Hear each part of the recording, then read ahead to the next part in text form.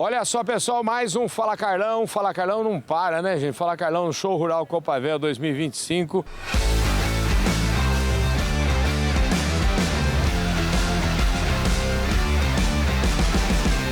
Agora aqui, mais prateleira de cima, impossível, principalmente para mim que estou lá começando um trabalho. Vou esse ano, com certeza a gente vai pelo menos uma vez por mês em Brasília, vamos ficar uma semana em Brasília. Criamos até um quadro no programa Fala Carlão chamado Parla Carlão, porque a gente quer trazer a voz do parlamento que interessa ao agro brasileiro e esse trem é direto da fonte. Você é o meu benchmark, meu ídolo lá no Congresso. Você tá bom, querido? Carlão, de boa. Bem-vindo ao Paranazão, bem-vindo a Cascavel, bem-vindo ao Show Rural. Essa feira aqui é um espetáculo, é a primeira das grandes feiras agrícolas do ano. Mostra a realidade do agro, como é que estão as coisas, as negociações, os números. E muito feliz de te ter aqui. De a gente poder falar um pouquinho dos nossos problemas e das nossas alegrias, né? Hoje você vai falar um pouquinho, eu queria que você começasse a falar um pouquinho do Paraná, né? Porque nós estamos aqui no Paraná, eu queria que você começasse a falar um pouquinho dessa feira. A gente teve aqui, eu participei e estou trazendo agora essa palavra sua vai compor nossa participação aqui. Tivemos prestigiando aqui uma reunião da Alcepar aqui com 2 governadores, quer dizer, tinha na mesa 2 governadores, 2 presidentes de grandes cooperativas, você, ou seja, o negócio que foi sério hoje, né? Não, veja, o Paraná é o exemplo para o mundo todo do cooperativismo. As grandes cooperativas do mundo estão aqui, aliás, a maior do mundo está aqui. Nós temos dentro da produção, e vamos falar mais do ramo agropecuário, da produção agropecuária do cooperativismo aqui no estado, mais de 50% da nossa produção. Nós estamos falando em chegar a quase 500 bi de faturamento das nossas cooperativas. Então é algo surreal. E as nossas cooperativas extrapolaram as fronteiras. Estão lá no Mato Grosso do Sul, por isso o governador Riedel estava aqui. Estão lá no estado do Mato Grosso, o governador Mauro Mendes passou por aqui. Estão indo lá para Roraima com os produtores. Lá estava aqui o governador Denário. Estão em Tocantins montando unidades. No Maranhão. Então, a gente está mostrando o lado bom do cooperativismo que funciona, o cooperativismo que dá certo. E esse aqui é o maior exemplo, né? Aqui é a Copavel, aqui é a sede da cooperativa aqui de Cascavel. Das melhores terras do mundo estão aqui. Terra roxa, com índice hídrico maravilhoso, com produtividade altíssima. E aqui está a tecnologia, o que tem de novo, de bom no mercado está aqui. A gente compara muito com o AgriShow, né? AgriShow lá em Ribeirão Preto. Perfis um pouco diferentes, lá tem uma questão da cana um pouco mais forte e tal. Aqui é agro na veia, de pequena propriedade. Aqui no Paraná não tem aquela agricultura gigantesca. Aqui no Paraná são mais de 250 mil propriedades rurais. A grande maioria de agricultura familiar, de pequenas propriedades, que mesmo assim mantém um índice de produtividade altíssimo e a gente consegue ser o terceiro PIB agropecuário do Brasil, né? Pois é, eu estava falando ali com o Luiz Lourenço da Cocamara, até para dar um exemplo. Outra potência, Cocamara. Pois é, outra potência. Assim, para ter um número, né? O Luiz estava me falando o seguinte, 75% dos associados da cooperativa tem menos de 100 hectares. Exatamente, isso é o cooperativismo. O cooperativismo é o associativismo, é a junção de pessoas em prol de um único objetivo, com divisão de lucros, e isso aqui no Paraná deu super certo. Tem um histórico, né? Histórico lá de trás, da colonização do estado, quando vieram os migrantes europeus, japoneses, vieram para cá os europeus também, os italianos, os holandeses fortemente, os alemães, os ucranianos, os polacos, vieram para cá e começaram a se organizar em cooperativas. Receberam terras muito ruins, principalmente aqui na região dos Campos Gerais do estado, pedra com solo, terra com muita pedra, com solo raso, e transformaram aquilo numa potência, como é o caso da Castrolanda, da Frisa, da Batavo, né, da Capal, cooperativas que são super fortes ali. Aqui na região oeste, uma vocação para a agricultura e hoje sendo o grande domínio mundial da produção de proteína, de frango, de tilápia. Os maiores do mundo estão aqui. Nós estamos falando que só no cooperativismo, só no estado do Paraná nós abatemos praticamente 6 mil cabeças por minuto de frango. É a maior do mundo e metade disso é cooperativismo. Então essa é a realidade do nosso cooperativo. Eles são pequenos proprietários, mas enormes produtores.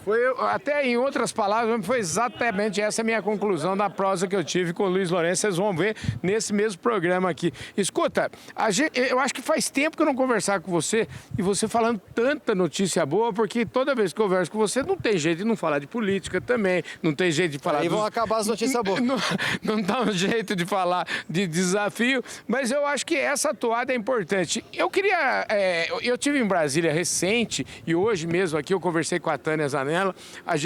Eu já soube, também conversei na CNA e você teve na Europa agora recente, ficou uns 4, 5 dias lá. Foi um périplo gigantesco. Eu queria te ouvir da sua boca, como é que foi essa viagem e qual é a conclusão que se pode ter desse seu tempo por lá? Você quer acabar com a parte boa do programa? Vamos lá. A conclusão é a conclusão que a gente temia. Né? Um discurso, uma narrativa péssima em relação ao agro brasileiro, péssima em relação aos nossos produtores, completamente sugestionados contra nós, infelizmente sugestionados pela Marina Silva, pelo grupo do Ministério do Meio Ambiente, pelas ONGs que estão aqui dentro explorando a gente também. Os franceses com uma agenda muito forte contra nós, um protecionismo claríssimo dos europeus em relação aos seus produtores, eles têm razão em proteger seus produtores, mas a guerra e a briga deles não é lá dentro, a guerra e a briga deles é contra os nossos produtos que chegam com melhor competitividade lá. Então, eu e a Tereza Cristina fomos lá junto com a CNA, fomos visitar Parlamento Europeu, os deputados, fomos visitar a FAO, fomos visitar a União Europeia, a Comunidade Europeia, o secretariado da Comunidade Europeia, falar com o chanceler, falar com o pessoal do meio ambiente, fomos na OCDE, tudo para desmistificar esse discurso. E dá muito trabalho, vamos ter muito trabalho pela frente, contamos com o apoio enorme do Itamaraty, dos nossos embaixadores, dos nossos adidos agrícolas que estão lá.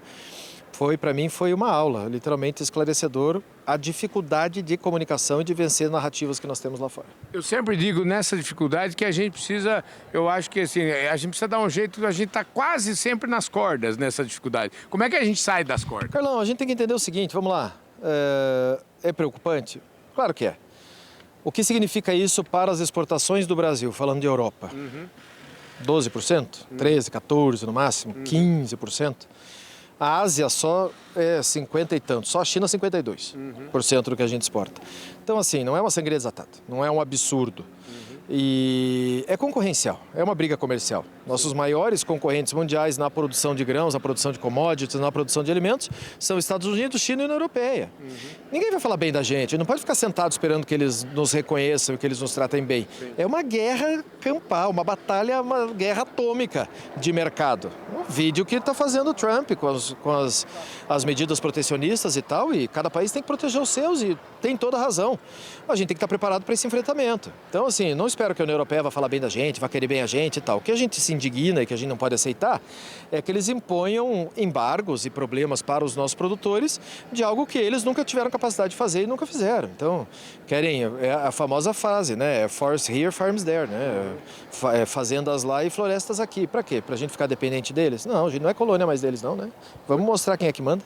Aliás, vem cá, e hoje, eu adorei essa prosa hoje aqui, porque a impressão é o seguinte, aqui eu tenho a impressão, estou de fora, você aqui do Paraná, você vai me dizer, mas eu tenho a impressão que eu fico muito feliz quando eu vejo 2 governadores apresentando os números que eles apresentaram aqui, ou seja, parece gente que está falando assim, vamos embora, gente, vamos trabalhar e vamos menos... Mas isso é a cultura do Sul, né? A cultura do Sul e Sudeste do Brasil, não estou falando mal de ninguém, pelo amor de Deus, não me interpretem mal.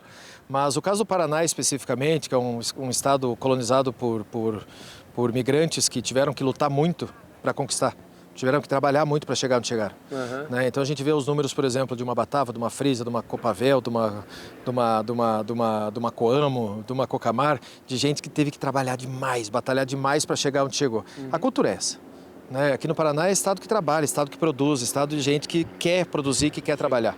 E mesmo assim nós temos dificuldade enorme. Nós temos dificuldade de arrumar mão de obra, nós temos dificuldade de melhorar a legislação, nós temos um monte de problemas também. Não estou dizendo que o resto do país não gosta de trabalhar, pelo amor de Deus, não me interpretem mal. Mas aqui a gente tem uma coisa cultural com esse negócio da competitividade, da meritocracia, e acontece isso é muito bom. Faz a gente chegar onde a gente chegou. Né? A gente conseguir ter os números que nós temos aqui e o tamanho que tem o estado do Paraná hoje dentro do PIB. Somos hoje o 4º estado do país, conseguimos mais uma vez ocupar essa posição. Infelizmente teve a tragédia lá no Rio Grande do Sul, das chuvas e tal, atrapalhou bastante os gaúchos, mas nós somos todos irmãos aqui, muita parte do nosso estado é gaúcha, muita parte do nosso estado é mineiro, muita parte do nosso estado é paulista, tem bastante nordestino aqui e os paranaenses não ficam só no Paraná não, viu? A gente tem produção pra caramba lá no Mato Piba, nós temos produção pra caramba lá em Roraima, em Rondônia, no Mato Grosso, grande parte da colonização do Mato Grosso, MT, é de paranaenses, então a gente está espalhado aí pelo mundo com muita vontade de trabalhar e de fazer coisa boa. Maravilha. E foi bom, assim, só um toque, né? O governador, o Eduardo Rídio, falou comigo, e eles são... eu gostei do termo que o Ratinho Júnior falou, eles são vizinhos de cerca, né? E o Eduardo Rídio, se eu entendi direito, ele quase lançou o Ratinho para presidente hoje aqui. Tá essa onda aqui, O Ratinho é um dos nomes da direita aí com condições de disputar uma eleição presidencial. Né? Acho que é um tema que está sendo muito discutido nos partidos, cada partido está apresentando seus nomes. Nós temos o Ratinho, temos a Tereza Cristina, temos o Caiado, temos o Bolsonaro, que se puder disputar a eleição, obviamente disputará. Nós temos o Tarcísio, que pode ser candidato, e tantos outros que têm condições de fazer isso. E aqui no Paraná é óbvio que o Ratinho tem, se eu não me engano, 70%, 80% de aprovação no governo.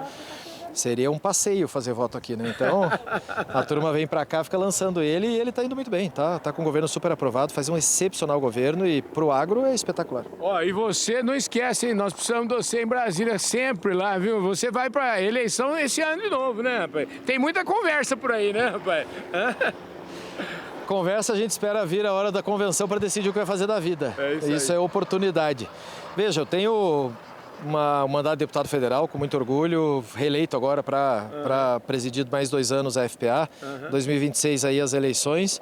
A princípio, deputado federal para minha reeleição. Tem muita gente falando de Senado, isso depende de uma conjuntura toda de partidos, de quem serão as 2 vagas aí que vão disputar, quem que vai ser candidato a governador. Entendi. Tem aqui o Ratinho, que vai lançar um sucessor, nós temos o Sérgio Moro, que quer ser governador, tem o Rafael Greca, prefeito de Curitiba, tem o Alexandre Cury, presidente da Assembleia. Então tá uma cena toda aí que a gente precisa se organizar para entender para quem que vai sobrar cada vaga, né? Mas eu adoro um desafio, né? Então, se eu puder chegar mais alto e continuar representando o nosso país, eu vou continuar. Agora, é obviamente que eu não vou para eleição nenhuma para perder a eleição, né? Não sou kamikaze e acho que cumpro um papel importante em Brasília para não ficar fora de lá, né? Então, vamos trabalhando com muita calma, não tenho vaidade nesse sentido, só tenho 41 anos, então tem chão pela frente.